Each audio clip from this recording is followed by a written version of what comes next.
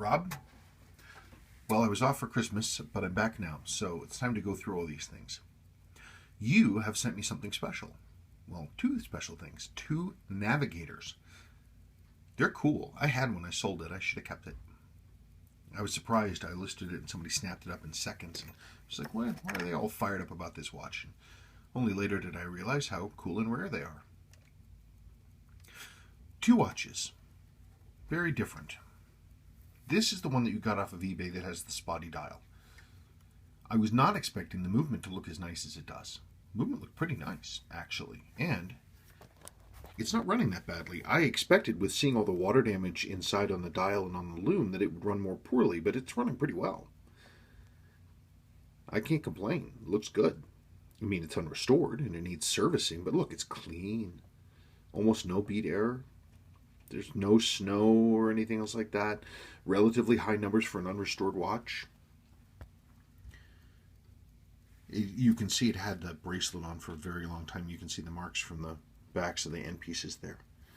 But the movement looks good. It's got a ton of movement on the lower arbor port, which is just absolutely typical for these. So your lower arbor port is worn. We definitely got some movement on there.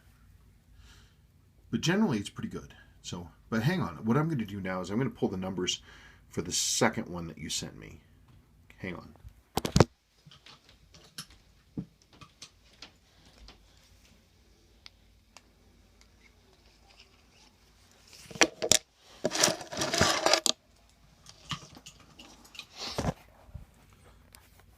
Now, this one is cosmetically excellent.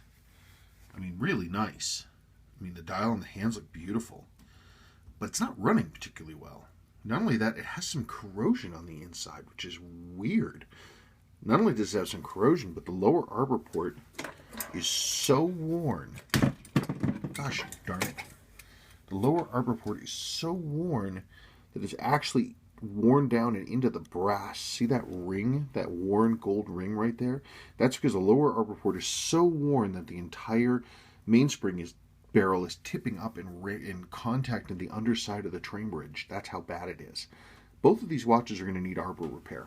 But this one especially, I mean, you might be able to get away with it with the other one, just have some lower numbers, but this one absolutely needs it. And if you look at the numbers, it's running terribly. My machine can barely get a reading on it. 9.9. That's as bad as it possibly can get, but I don't believe that number. That usually just means the machine can't hear very well. And it's like, it's saying, I have no idea. I don't think it really has that much bead error. I just think it's running really badly. Because the mainspring is so poor, and it's all of the power is getting eaten up because it's ramming into the underside of the train bridge, and the gears, instead of being nice and square to each other, are shearing, which is not good. But let's talk about cosmetic condition. This one, like I said, it actually has some corrosion on it and terrible wear. I mean, the movement doesn't look bad, but it's had more miles. It had a lot of miles with a careful owner, let me put it that way. Whereas the other one didn't have as many miles but with an owner who was not as careful. Hang on.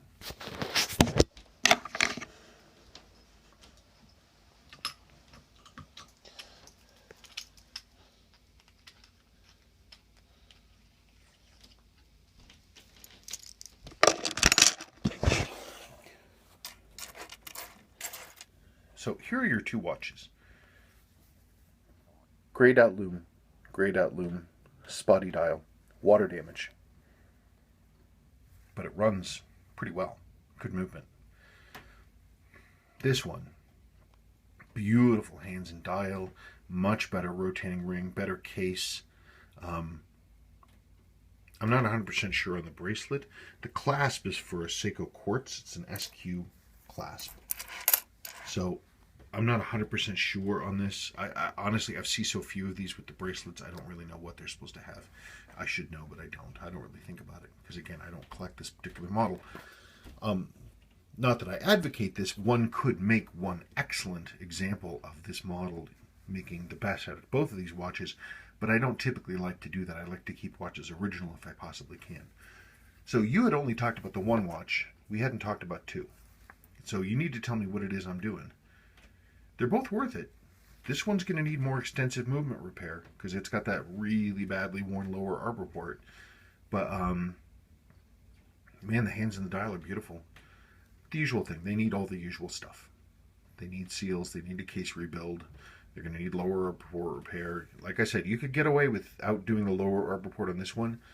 You've got to do it on this one, and that barrel's probably going to have to be swapped out too. I'm sure the barrel is just worn as anything, and that's not going to help either. Okay, you let me know what you want done. Thank you.